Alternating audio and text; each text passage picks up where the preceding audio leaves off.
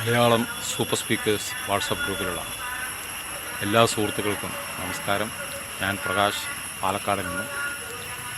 ഇന്ന് പതുപോലെ your ചോയ്സാണ്. Your ചോയ്സിൽ പറയുവാൻ ഇപ്പോൾ മനസ്സിൽ തോന്നിയ ഒരു കാര്യം സംസാരിക്കുവാൻ ആഗ്രഹിക്കുന്നു. നമ്മുടെ ഈ വിക്ക് എന്ന് പറയുന്നത് അതിൻ്റെ യഥാർത്ഥത്തിനുള്ള കാരണം ഇപ്പോഴും അജ്ഞാതമായിട്ട് തന്നെ തുടരുന്നു. എങ്കിൽ നമുക്ക് ഈ വിക്ക് മൂലം ഭയമുണ്ട്, സംസാരിക്കാനുള്ള ഭയം.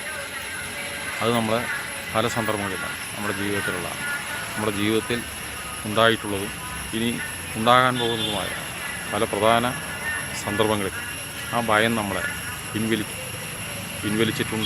പിൻവലിച്ചേക്കാം. അപ്പോൾ ആ ഭയത്തെ അതിജീവിക്കുക എന്നുള്ളതാണ് നമ്മുടെ ഏറ്റവും വലിയ നമ്മുടെ മുന്നിലുള്ള വെല്ലുവിളിയായിട്ട് എനിക്ക് തോന്നുന്നത്. അതൊരു പരിധിവരെ നമ്മുടെ ഈ സ്പീച്ച് തെറാപ്പി കൊണ്ട് അത് ഒരു 90% മുകളിൽ നമ്മുടെ സംസാരത്തിലുള്ള ഈ ഫ്ലൂയൻസി വർദ്ധിപ്പിക്കുന്നതിന്, അതുപോലെ തന്നെ സംസാരിക്കുന്നതിനുള്ള ഭയവും, അതുപോലെ തന്നെ പൊതുവേദികളിൽ സംസാരിക്കുമ്പോഴുള്ള നമ്മുടെ സെക്കൻഡറി സിംറ്റംസ് വിക്കുമായിട്ട് ബന്ധപ്പെട്ടുള്ള അതൊക്കെ മാറുന്നതിനൊക്കെ സ്പീച്ച് തെറാപ്പി ഫലപ്രദമായിട്ട് ഒന്നാണ്. അതുപോലെ തന്നെ ഏറ്റവും പ്രധാനമാണ് അക്സെപ്റ്റൻസ് എന്ന് പറയുന്നത് മാനസികമായിട്ടാണ് വർക്ക് ചെയ്യുന്നത്. അതുപോലെ തന്നെ നമുക്ക് ഭയം ഉണ്ടാവുന്നത്, അതായത് പ്രത്യേകിച്ചും വിക്ക് കൂടുതലായിട്ട് പ്രയാസപ്പെടുത്തുന്നത് സ്ട്രേഞ്ചേഴ്സിനടുത്ത്, അപരിചിതരോട് സംസാരിക്കുമ്പോഴാണ്. അപ്പോൾ എനിക്ക് പലപ്പോഴും തോന്നാറുണ്ട്, നമ്മുടെ മോഡേൺ സയൻസ് എന്ന് പറയുന്നത് ഇവിടെ എല്ലാം ആറ്റംസാണ്. ആറ്റംസിൽ ഉള്ളത് പ്രോട്ടോൺസ്, ന്യൂട്രോൺസ്, ഇലക്ട്രോൺസ്. അത് എല്ലാ ആറ്റത്തിലും ഒരേ സാധനം തന്നെ, ഈ പ്രോട്ടോണും ന്യൂട്രോണും ഇലക്ട്രോണുകളും. അപ്പോൾ എല്ലാം ആറ്റമാണ്. അപ്പോൾ ഈ പ്രപഞ്ചത്തിലുള്ള ഏത് കാഴ്ചയെടുത്താലും അതിലൊക്കെ നിറഞ്ഞിരിക്കുന്നത് ആറ്റമാണ്. ആ ഒരൊറ്റ കൺസെപ്റ്റ് കൊണ്ട് തന്നെ ഇവിടെ വേറെ ഒരു വസ്തുവില്ല, ആകെ ഉള്ളത് ഒരേ ഒരു വസ്തു. ആ വസ്തുവിലുള്ള രൂപഭേദങ്ങൾ മാത്രമാണ് നമ്മൾ ഈ കാണുന്ന മനുഷ്യരും പക്ഷികളും മൃഗങ്ങളും, മൺകട്ടയും ചെടികളും എല്ലാം തന്നെ ഒരേ ഒരു വസ്തു, അത് ആറ്റം കൊണ്ട് നിർമ്മിക്കപ്പെട്ടിരിക്കുന്നു. അപ്പോൾ പിന്നെ ഇവിടെ വസ്തുവിലൊരു മാറ്റമില്ല, രൂപത്തിലും ഭാവങ്ങളിലും മാത്രമേ മാറ്റമുള്ളൂ. അപ്പോൾ വസ്തുവിൽ മാറ്റമില്ലെങ്കിൽ എല്ലാം ഒരേ വസ്തു, എല്ലാം ഒരേ മനുഷ്യരിലുള്ള എല്ലാ മനുഷ്യരിലുള്ളത് ഒരേ സത്യമാണെങ്കിൽ നമ്മളാരെ ഭയപ്പെടാനാണ്?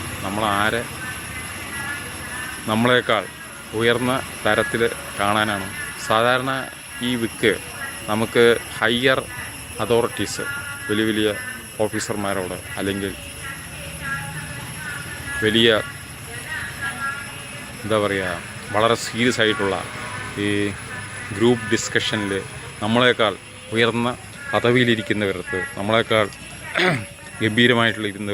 ഗംഭീരമായിട്ടുള്ളവരോട് സംസാരിക്കുമ്പോഴേക്കാണ് നമുക്ക് കൂടുതൽ പ്രയത്നം. അപ്പോൾ ഇത് അപ്ലൈ ചെയ്യുകയാണെങ്കിൽ ഇവിടെ ഉള്ളത് മൊത്തം ഒരേ ഒരു വസ്തു, അതിലുള്ള പരിണാമങ്ങൾ മാത്രമേ നമുക്ക്, അത് പുറമേക്ക് മാത്രമേ സത്യമായിട്ടുള്ളൂ, അകത്ത് എല്ലാം ഒന്നാണ്. പിന്നെ നമുക്കിവിടെ ആരെയും ഭയപ്പെടാനോ ആരെയും വലുതായി കാണാനോ ചെറുതായി കാണാനോ ഇല്ല എന്നുള്ളതാണ് വാസ്തവം. ഇതുതന്നെയാണ് വേദാന്തവും പറയുന്നത്. വേദാന്തത്തിലും പറയുന്നത് വസ്തു ഒരേ ഒരു ബോധം മാത്രം. ആ ബോധത്തിലുണ്ടാകുന്ന നാമരൂപങ്ങളാണ് ഈ പ്രപഞ്ചമായിട്ട് കാണപ്പെടുന്നത്. വസ്തു ഒന്നാണെങ്കിൽ നമുക്ക് ഭയപ്പെടേണ്ട യാതൊരു കാര്യമില്ല. നമുക്ക് തീരെ ഭയമില്ലാതാവുന്ന അവസ്ഥയിൽ നമുക്ക് ഈ വിക്കിനെക്കുറിച്ചുള്ള വേവലാതിയോ സംസാരിക്കാനുള്ള ഭയമോ തീരെ അനുഭവപ്പെടുകയില്ല. എല്ലാവർക്കും ഇന്ന് നല്ലൊരു സൺഡേ ആശംസിച്ചുകൊണ്ട് നിർത്തുന്നു. നന്ദി, നമസ്കാരം.